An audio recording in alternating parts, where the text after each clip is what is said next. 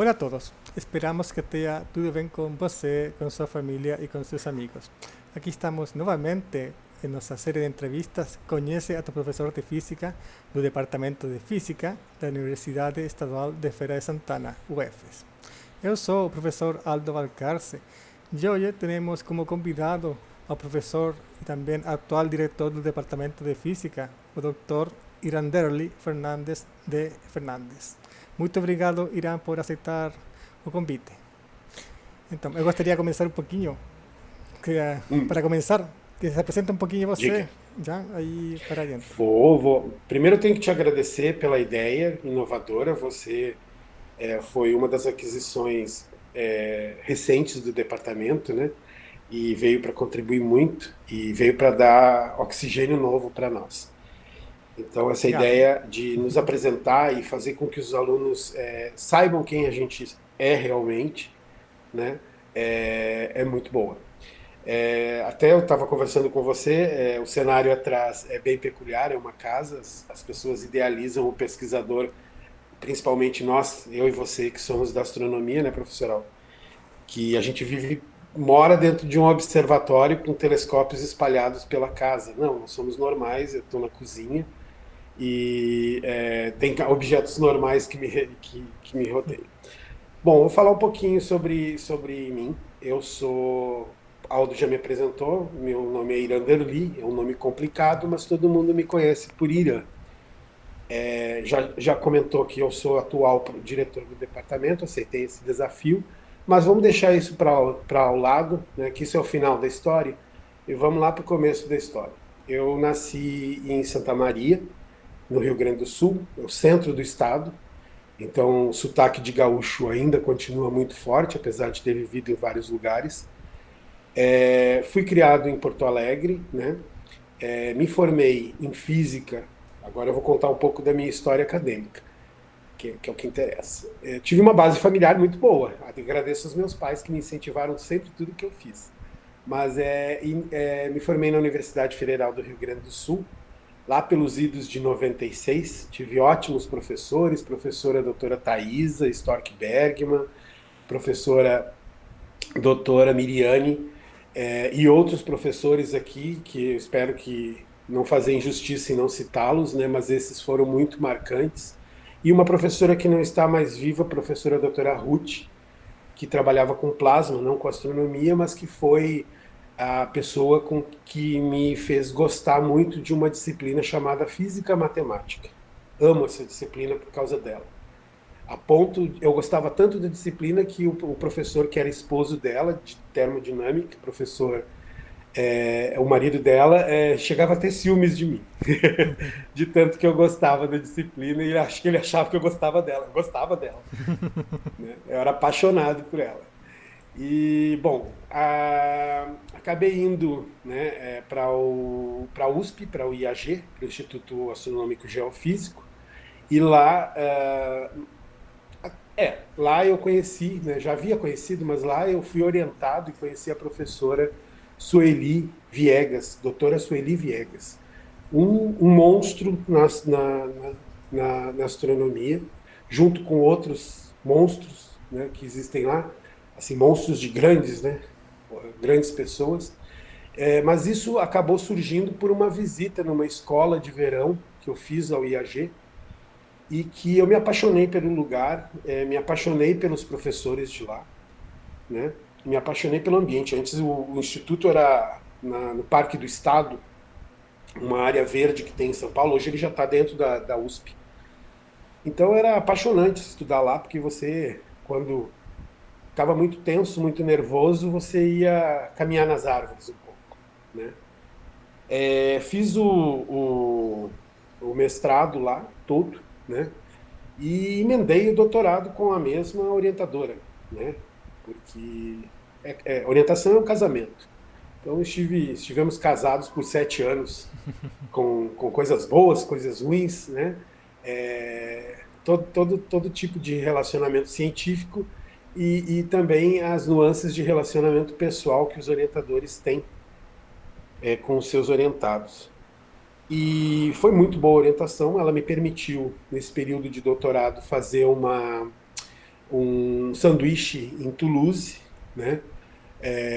No Instituto de Toulouse, lá, e que agora me fugiu o nome porque é em francês, né? E eu não sou bom de francês. E o que que acontece? Retornei para o Brasil, terminei o doutorado, defendi, e aí surge aquele probleminha sério. Isso foi em idos de 2004. O Brasil passava por uma situação em que não havia perspectiva de emprego para pesquisadores. Parece que a história se repete, hoje a gente vê a mesma coisa. Mas lá era grave. E eu tinha que arranjar um lugar para ir.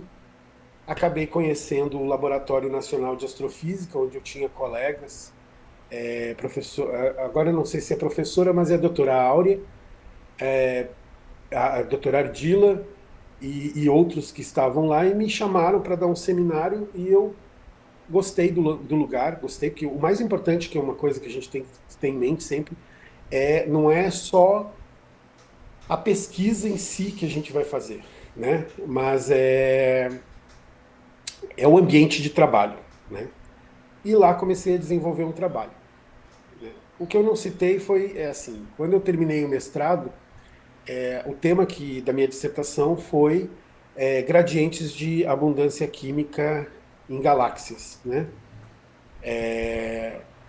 Uma pincelada rápida, através do espectro, você consegue determinar a abundância de vários elementos, né, do espectro da galáxia, de vários elementos que lá compõem o gás daquela galáxia.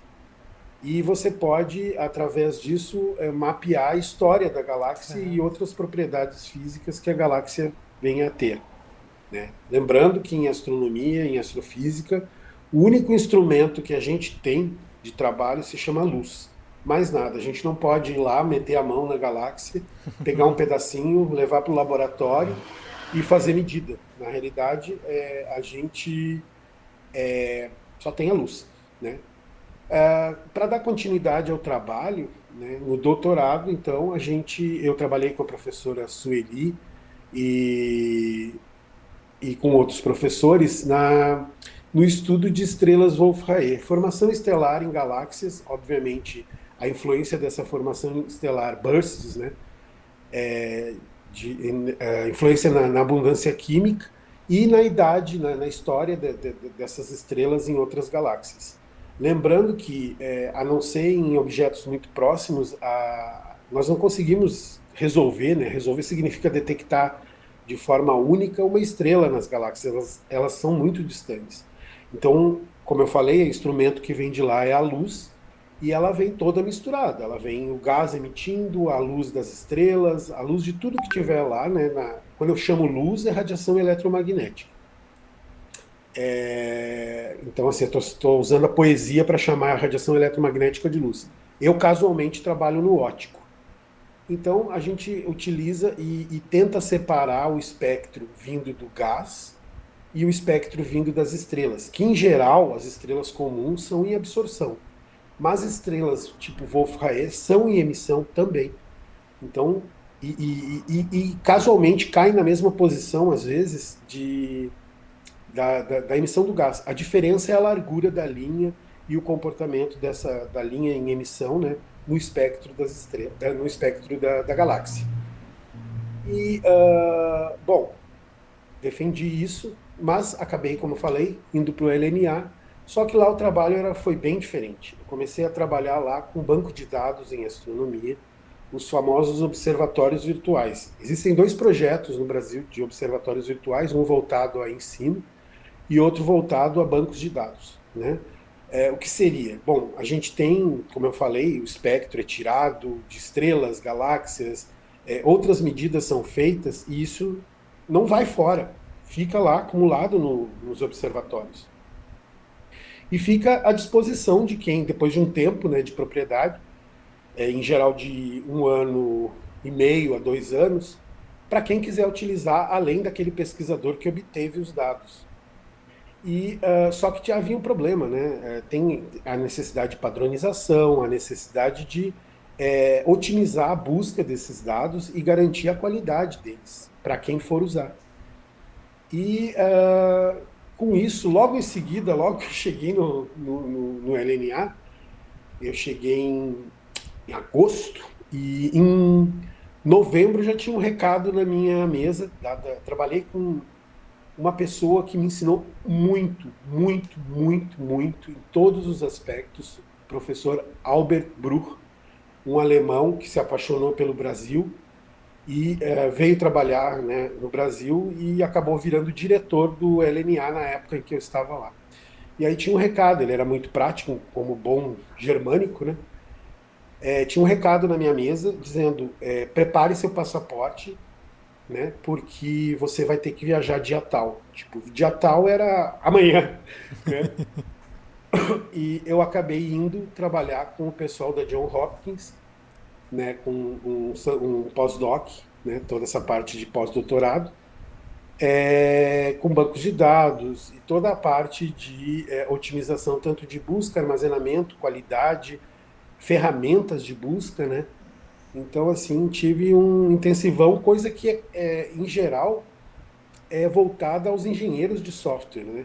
Trabalhei muito com eles. Eles têm uma equipe lá multidisciplinar, muito dinâmica, e aprendi muito. Aprendi a forma uma forma de trabalhar diferente, né? Uma forma de trabalhar mais eficiente. E o sonho de todos nós, já tinha tido uma experiência fora do país, na França, mas todo mundo na nossa área de pesquisa, né? O centro, a capital da pesquisa, o desenvolvimento é os Estados Unidos, e lá tive a oportunidade de conhecer. Obviamente que quando a gente faz pós-doc fora do país, você sabe muito bem, né, Aldo,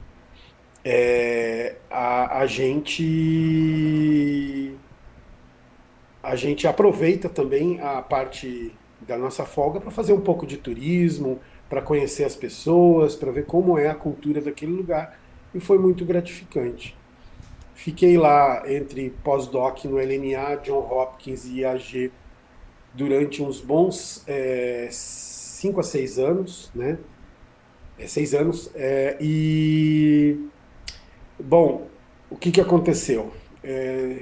Acabei ganhando muito a confiança do diretor e por aprender um pouco da eficiência, ganhei também o know-how de organizar alguns eventos. E num desses eventos em que eu ajudei a organizar, foi em Campos do Jordão, Vera e Paulo, que eu já conhecia anteriormente, professores Vera e professor Paulo Pope, Vera Martim, me falaram de Feira de Santana, né, que havia vagas aqui, iria abrir algum concurso, e eu fiquei bem entusiasmado, né? Só que nesse evento eu fui falar com eles e eles olharam: olha, já fechou, né? Não tem mais. Eu me lembro que Campos do Jordão é um lugar alto, Itajubá fica mais embaixo, e nós tínhamos que nos deslocar todo dia. Eu desci dirigindo, muito triste, tipo, puxa, perdi a oportunidade de trabalhar com dois pesquisadores que eu gosto muito. No ano anterior, nos anos anteriores, eles tinham feito pós-doc no LNA, né, com o professor Dr. Max, né, e desenvolvi aquela amizade, aquela companheirismo, né, que a gente tem, e eu fiquei muito chateado, né? Aí até eu brinquei assim: eu desci rogando praga, tipo, tomara que caia. Eu não conhecia a Feira de Santana. Tomara que caia uma rocha na estrada, porque os caminhos lá da Serra de São Paulo, né, são muito montanhosos, e impeça que as pessoas façam o concurso.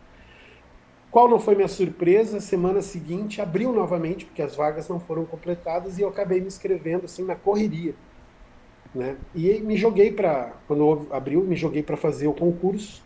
Fiquei muito surpreso quando eu vi Feira de Santana pela primeira vez. É uma cidade que hoje eu sou apaixonado. E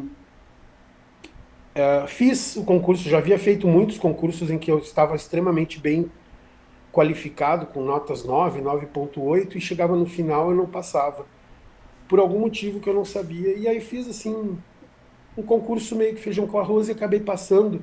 E passei até muito bem, né, no concurso. E numa classificação muito boa, e comecei a trabalhar aqui, né? E desde então assim, como é que eu vou dizer? Eu tenho, meus avós e minha mãe sempre me disseram que a gente tem a nacionalidade do país que coloca a comida na sua boca, né? O dinheiro no seu bolso. E eu adotei Feira de Santana como a minha cidade, né? E como eu disse, eu me apaixonei. Hoje eu não tenho menor vocação para pensar em trocar a Feira de Santana, até por causa da minha idade, eu já estou com 50, mas principalmente porque eu gosto muito do ambiente de trabalho de Feira de Santana. E aí você vai desenvolvendo a sua pesquisa, né? Aprendi a dar aula, a minha formação é em bacharel, e eu aprendi a dar aula, aprendi como se dá uma aula, ainda estou aprendendo, né?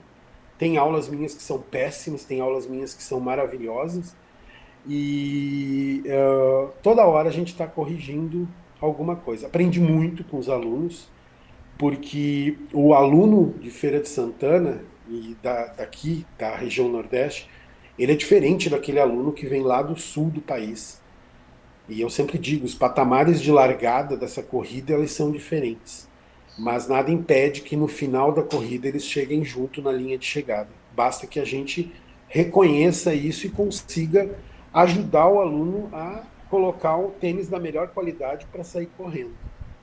E é isso que a gente tem tentado fazer. Tive vários alunos que eu morro de saudades até hoje. Em especial, vou citar, para não ser injusto, eu vou citar dois nomes, mas os outros sabem que eu usamos do mesmo jeito. Síria. Síria, para mim, está inclusive na sua terra, Aldo. Se eu não me engano, fazendo um pós-doc. É uma aluna, assim, não, ela não foi minha, ela foi de Paulo, mas ela é minha aluna adotiva, porque eu convivi muito com ela.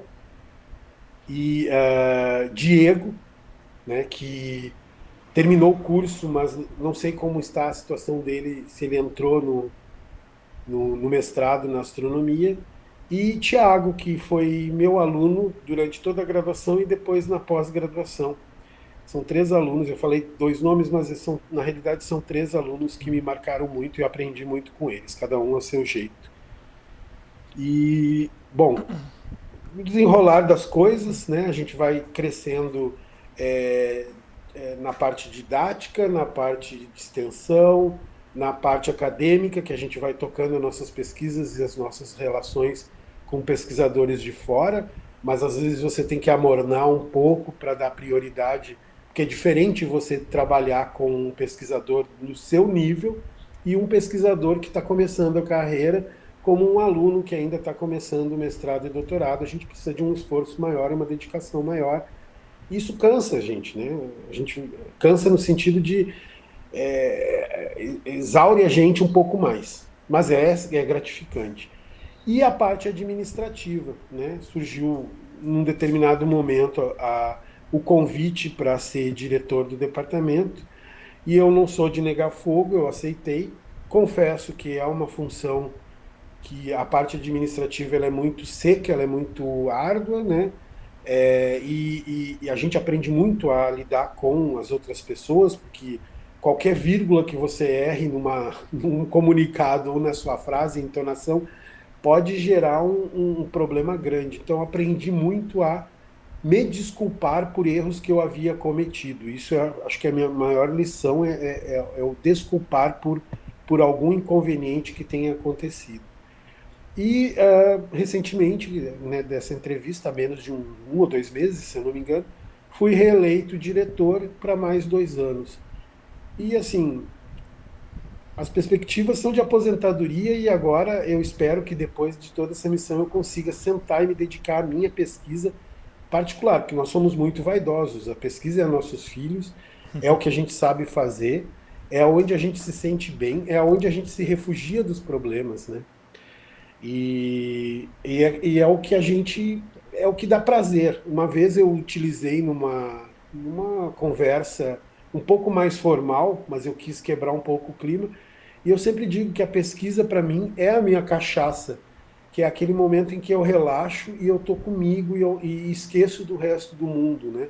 É como um happy hour de final de tarde, mas que dura o dia inteiro, das 8 às 6 da tarde, que você esquece de almoçar, esquece de tomar banho, esquece de tudo. e ali você fica mergulhado. Bom, essa é a minha história. Muito obrigado, Mas, Irán. Bastante bom seu resumo de toda a sua sim. vida acadêmica, não? Você, agora acho que uma característica minha, eu sempre digo, é não me levar muito a sério, né? Então, assim, as pessoas confundem que para você ser competente, você tem que ser sério. Não, a gente não precisa. E conversando com você antes da nossa entrevista, eu falei que uma das coisas que mais me preocupa, e eu já citei, são os patamares diferentes dos quais os alunos saem em várias regiões aqui do país e que muita gente não compreende, né?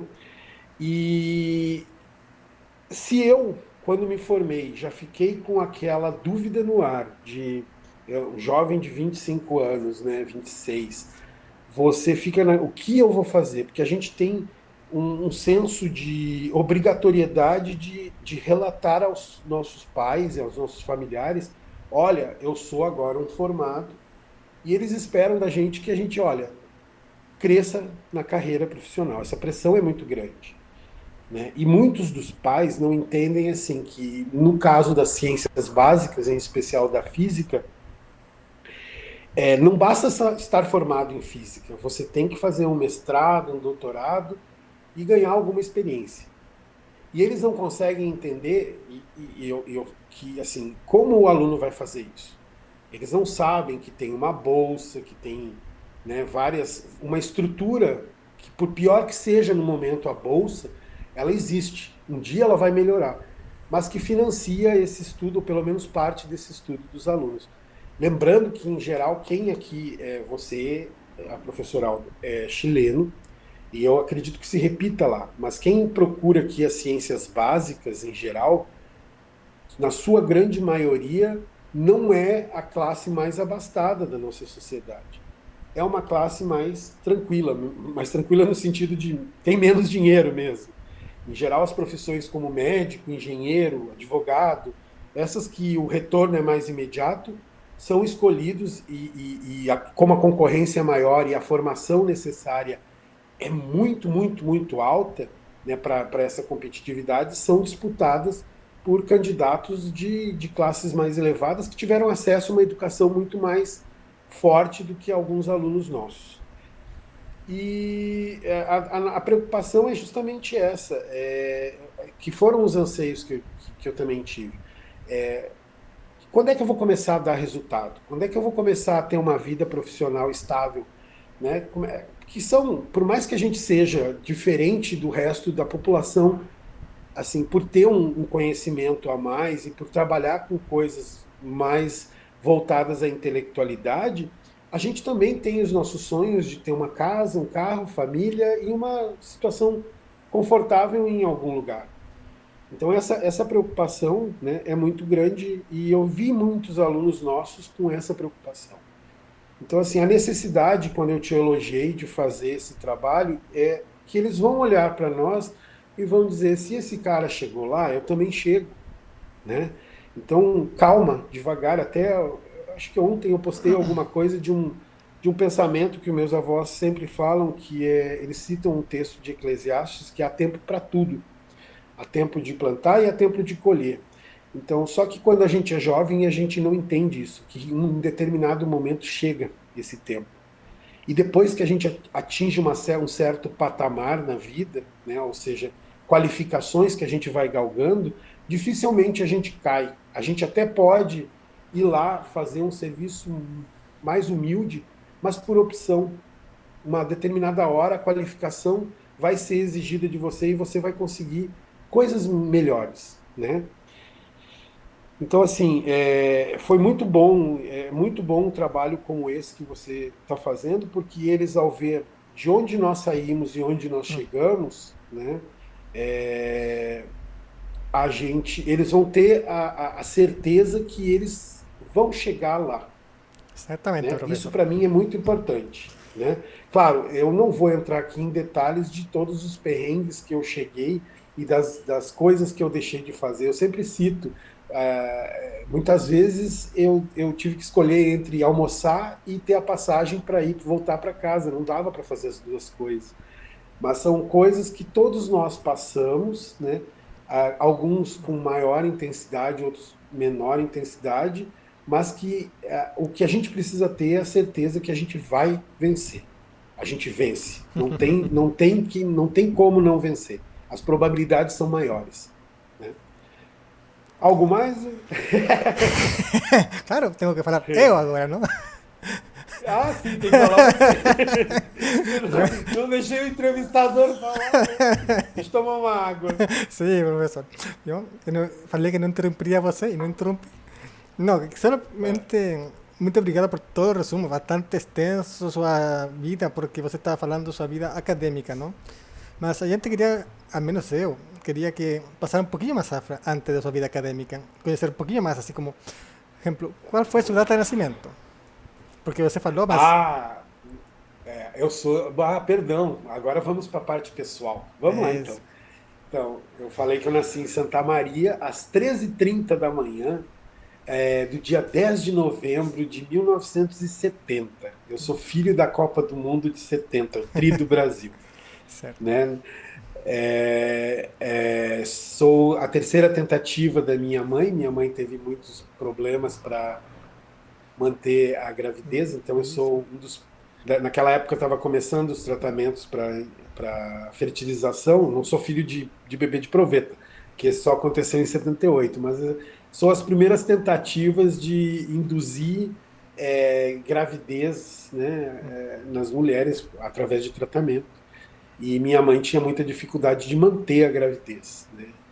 Ela brinca que ela até achou que ela estava com dor de barriga, porque ela, como grávida, tinha comido a sorvete com galinha, com frango, né? E mais um pedaço de melancia. Aí eu disse, bom, quem não confundiria com dor de barriga?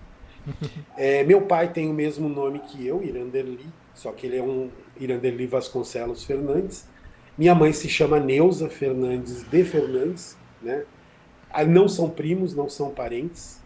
É um sobrenome comum de descendentes de espanhóis no sul do país, acredito que na sua terra também, no Chile, né?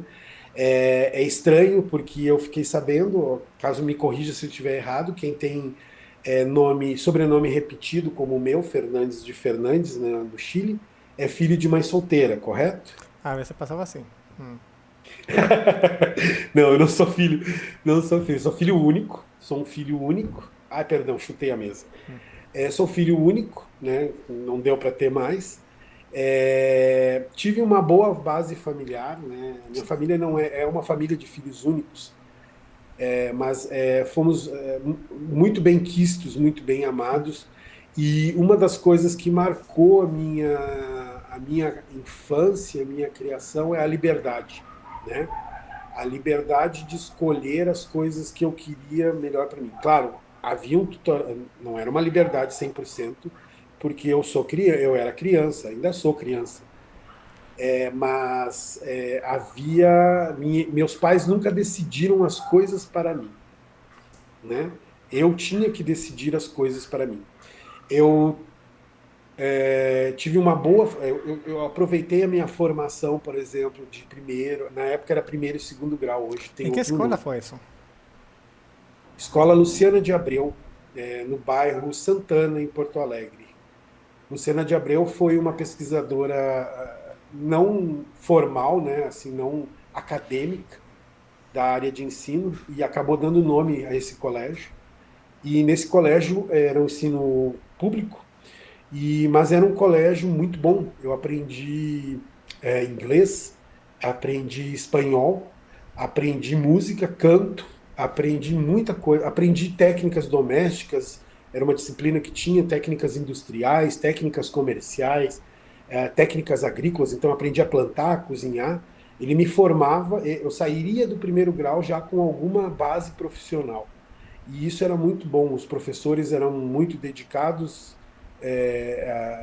Me lembro de professora Rita, professora de geografia, que depois de muitos anos retornei a Porto Alegre e a encontrei e comentei com ela, olha, eu estou fazendo astrofísica. Ela disse, eu não esperava nada mais, nada menos do que isso de você.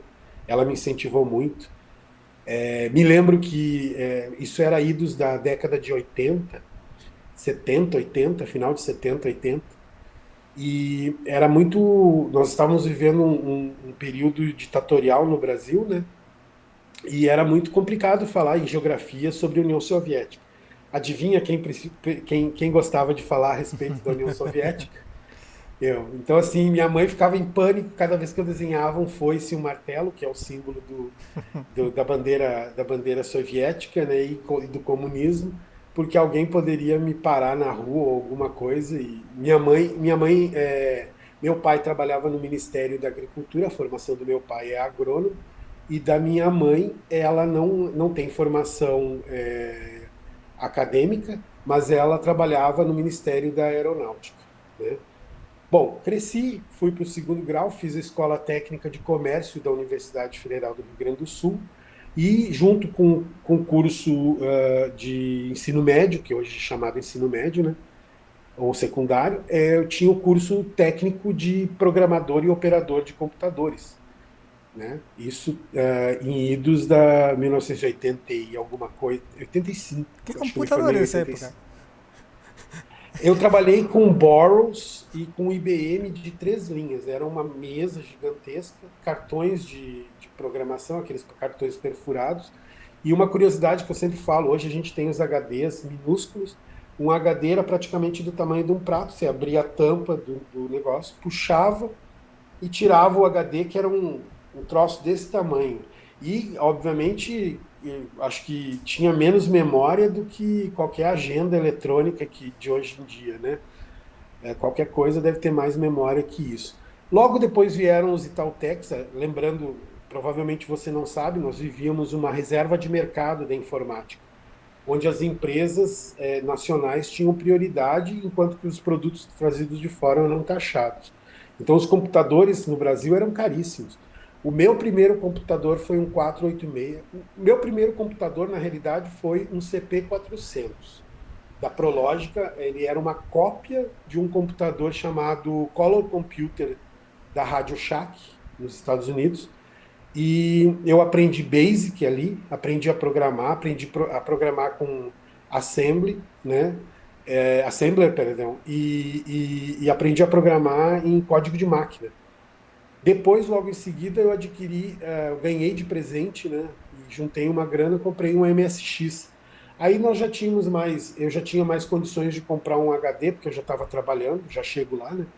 Comprar um HD, comprar um monitor e dar uma cara um pouco mais profissional a um computador que era voltado basicamente a uso doméstico. Então tinha um grande perfil para jogos, como se fosse um PS4, PS5 de hoje em dia, só que com teclado, né? E aí lá chegaram os Itautec's, que eram computadores da NEC, alguma coisa assim, muito parecido com computadores de uma empresa chamada NEC japonesa, em que eram basicamente editores de texto, né? Então, a parte de programação era incrível você fazer um código em cartão perfurado e existiam técnicas para não perder esses cartões. Você tinha que riscar o cartão em cima. Porque imagina, se aquela caixa caísse no chão, em que ordem você ia colocar aquilo, né? Então, hoje em dia tem facilidades que a gente só entra na tela e no compilador e manda rodar e manda compilar tudo.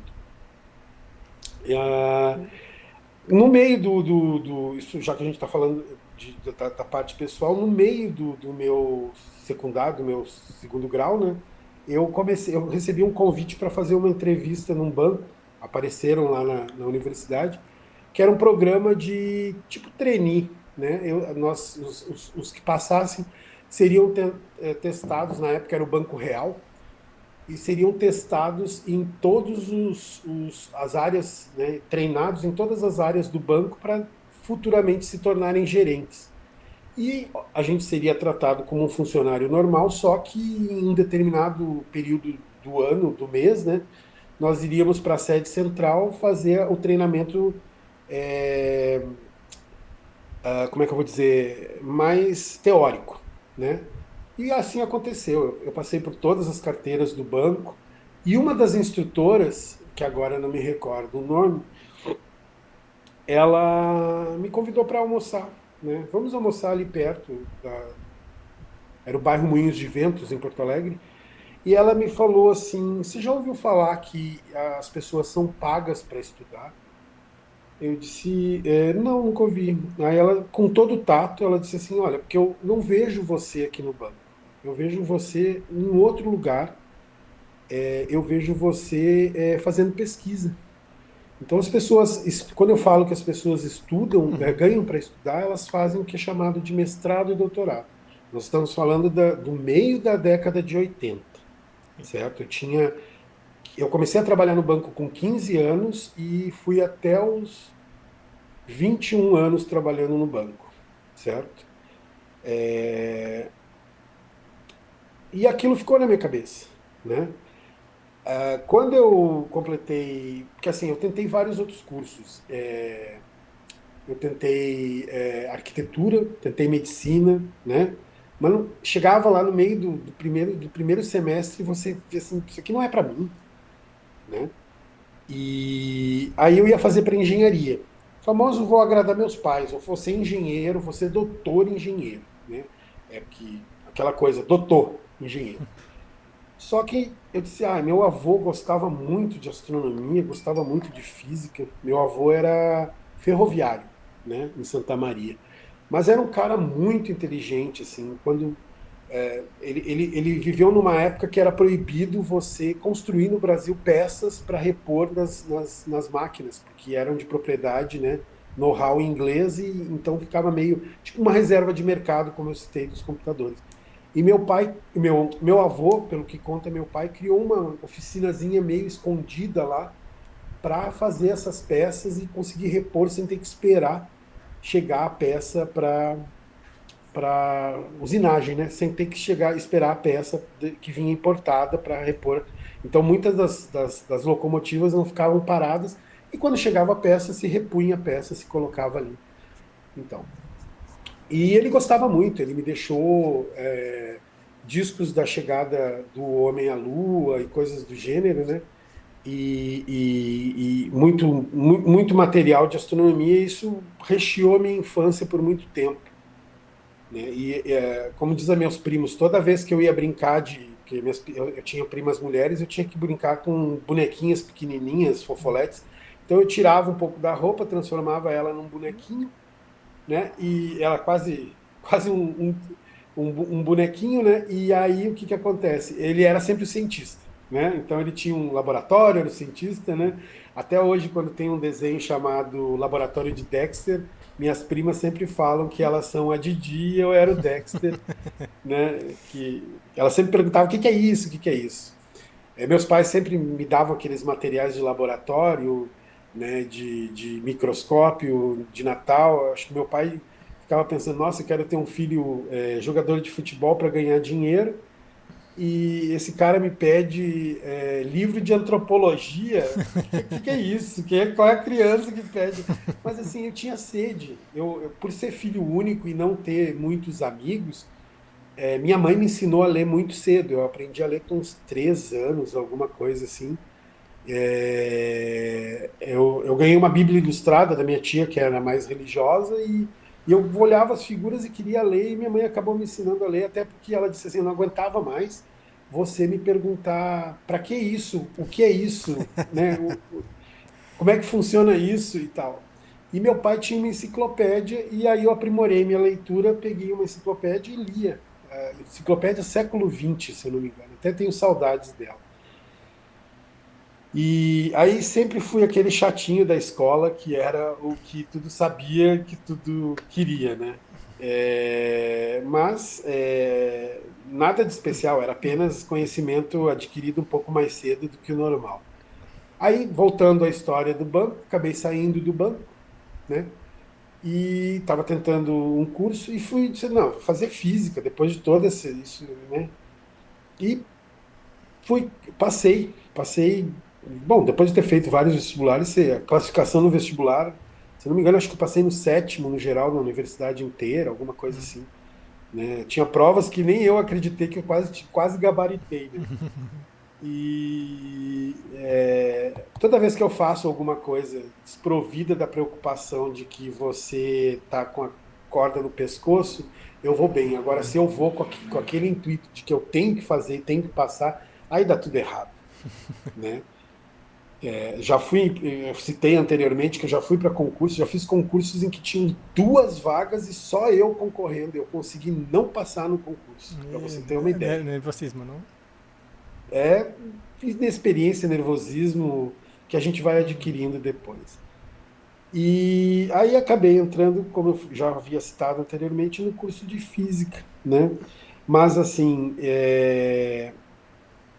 da parte pessoal, como eu falei, meus pais nunca, eles sempre foram extremamente liberais, né? Para tudo e para todos. E sempre respeitaram as minhas decisões e a minha natureza em si. Quando eu tinha lá por 18 anos, né, a minha mãe só para situar, a minha mãe é aquele tipo de pessoa que a parte moral da sociedade, talvez por ser filha de militares, ela é meio rebelde. Então, assim, a parte moral da sociedade, ela flexibiliza um pouco. Ela não gosta muito dos valores, assim, ditos da família tradicional, né? Ela é mais... Então, a, isso implica que como é que eu vou dizer? Toda a minha criação e toda a minha visão de mundo, seja de emocional, sexual ou profissional, ela tem uma liberdade muito grande. E lá pelos 18 anos, que eu estava me descobrindo, minha mãe descobre, através de uma carta, que eu tinha um namorado. E não sei se isso vai constar na entrevista, mas vamos lá. E aí ela simplesmente perguntou assim: Nossa, você tem um namorado? E eu neguei. E ela disse assim: Não, mas para aí, é um amigo? Eu disse: É. Ela disse assim: Mas amigo não escreve carta de amor para outro amigo. Aí eu olhei para ela e disse assim: Tá bom, mãe, é namorado. Aí ela olhou assim: Eu tô brava com você. Eu disse comigo: Chui, né? Ela disse assim: Que eu te criei com toda a liberdade do mundo, eu esperava que você me contasse antes de eu ter que descobrir. Aí eu disse: Mãe, entenda que eu estou também me descobrindo, né? E aí, esse namorado viveu comigo, né, casamos tecnicamente, por 29 anos, né? E coisas da vida, acabamos nossos caminhos indo para outros lugares, né? Cada um para um lugar. E hoje, nesse momento, eu tenho um companheiro que é 26 anos, 25 anos mais novo que eu. Então aprendi muito, é incrível que um velho de 51 anos, vão olhar assim, nossa, é um velho babão.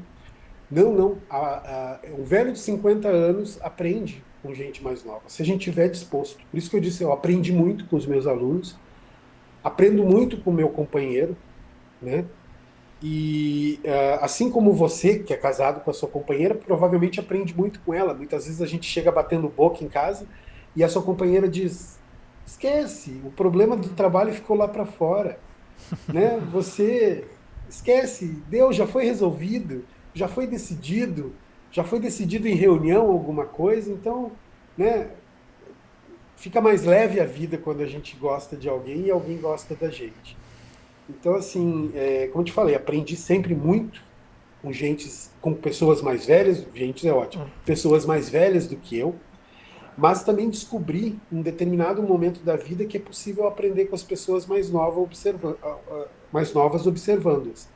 Por quê? Porque elas estão melhor adaptadas a esse mundo que se modificou tão rápido a ponto de eu muitas vezes não reconhecê-lo. Nós somos privilegiados porque a gente sempre teve contato com a tecnologia, sempre precisamos de notebook, celulares e, como eu te falei, eu trabalhava em 85 com computadores, coisa que era novidade para as outras pessoas. Mas nem todo mundo se adaptou. E aí a gente tem que aprender com esse público, com esse pessoal mais novo, e eles nos ensinam a levar a vida um pouco. O que eu descobri nessa geração que está chegando agora na universidade é que eles, e alguns que estão saindo, é que eles são mais leves do que a gente. Eles são mais tranquilos. E essa tranquilidade eu aprendi a ter um pouco, coisa que eu não era, Legal. né? Com respecto a isso, que você falou que aprendeu muito de pessoas maiores e também está aprendendo agora de pessoas mais jovens. O sea, não agora, sino que Uhum. você aprende de mais gente mais velha e mais jovem, sem problema. Você queria dar um conselho a nossos estudantes sobre que você sempre dá nas aulas ou quando vê alguém? Conselho, nossa, quem sou eu para dar conselho? Mas eu sempre digo. Tem experiência, não? Algo sempre Ah, fala para estudiante, mas não? como experiência, eu tenho experiência no meu mundo que era aquele, né, eu sou filho da década de 90, né? 2000. Bom, Pode ser assim, eu acadêmico, não só sei. gostaria que não, na realidade não é um conselho, mas é um desejo. Eu gostaria que eles acreditassem mais neles. Para mim está faltando isso. Eu sei que a gente está vivendo nesse momento da entrevista, nesse país e até no mundo, a gente está saindo de uma pandemia, né? Foram quase 2 anos, o mundo está destroçado em termos econômicos. A gente talvez não tenha perspectiva para os próximos 5 anos, mas e espero que eu esteja errado, que seja mais cedo essa correção de rumo, mas que eles tenham confiança, que eles não tenham medo, que eles acreditem neles, sabe? Porque eles têm capacidade de. Quem entrou aqui vai sair do curso de física, vai sair um profissional capaz de enfrentar muita coisa no mundo. Você sabe disso. Você se vira com qualquer coisa. O físico, por incrível que pareça, é o peãozão de todas as profissões. A gente se dá bem na parte administrativa, na parte técnica, na parte de pesquisa, em quase todas as áreas. Depois, se alguém de outra área me ouvir, vai achar que eu sou presunçoso. Mas eu tenho colegas que trabalhavam na parte de administração da Sony Ericsson, sabe? E eram físicos. Por quê? Porque você aprende, principalmente nós que somos acadêmicos e bem retilíneos ortodoxos, né, a gente aprende a observar o problema, a pensar o problema e a propor soluções. E durante a aplicação da solução, voltar para a prancheta e corrigir qualquer desvio de rota que venha a ter.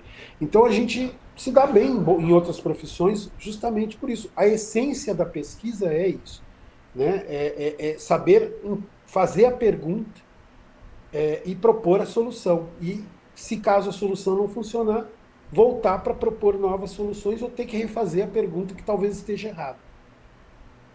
Mas então, o meu desejo, não o meu conselho, é que eles acreditem mais neles e que eles não percam a esperança, que eles se tornem profissionais, que eles não fiquem pensando que Feira de Santana, que é uma universidade estadual, uma universidade na Bahia, né? Não vou citar São Paulo, a gente sempre cita São Paulo, mas não nos grandes centros, né, do país, que eles sejam menores do que qualquer outra pessoa formada em algum outro lugar. A mesma física que se vê em Feira de Santana se vê em qualquer parte do mundo, certo? O que diferencia é a vontade que a gente tem de aprender, né? Então o meu desejo não é meu conselho, que eles acreditem que eles vão ser profissionais brilhantes, né? E brilhantes não significa que você vai ganhar o prêmio Nobel, mas que eles contribuam com a sua comunidade em qualquer tempo, em qualquer estágio de formação que eles tenham.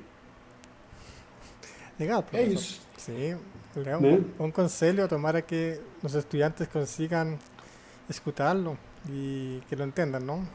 Porque a veces está ese Sim, problema que a veces uno fica medio triste por diversas situaciones que pasan en la vida y dice, ay, no consigo hacer tal cosa. Ah, no, ahí va para frente, que va a conseguir. Y por último, profesor, sim, para estar terminando nuestra entrevista, algo más sim. relajado, ¿no? ¿Usted tiene algún hobby que gusta hacer? Ah, tenho alguns hobbies, né? Primeiro, eu gosto de marcenaria. Alguns móveis da minha casa foram feitos por mim, tipo a mesa de jantar, as mesas laterais, a mesa de centro, coisa simples. Eu não sou grande, mas é uma coisa que me distrai, né? Eu ainda tenho que aprender muito, né?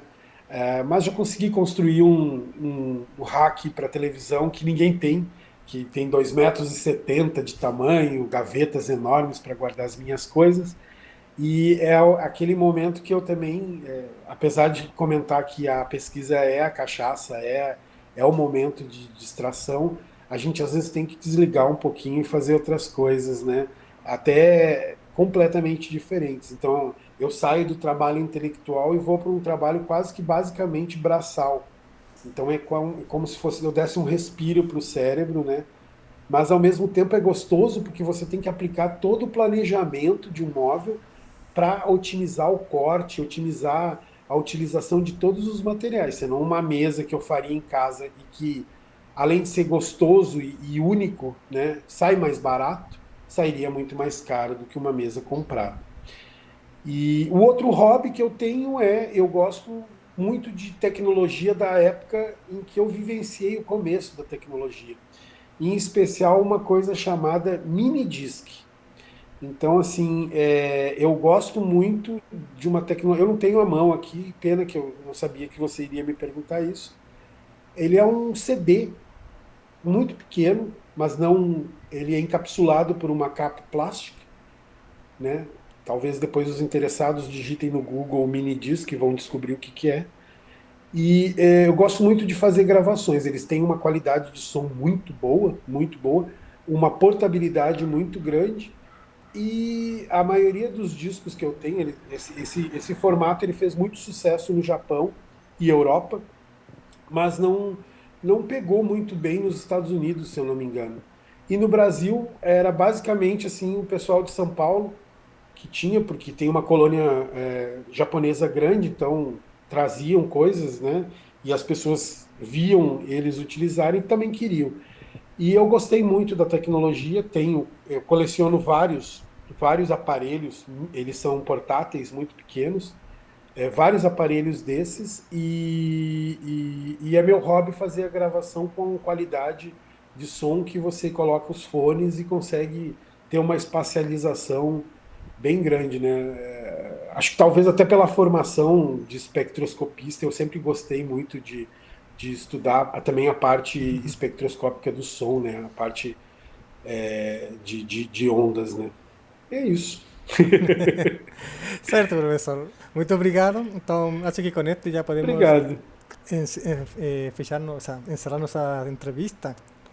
Agradezco nuevamente su participación y, bueno, darle gracias a toda la gente que nos está asistiendo. Y vamos a tener más Uhum. entrevistas de aquí a poco. Tá bom, muito obrigado. Chao, chao. Tchau, tchau.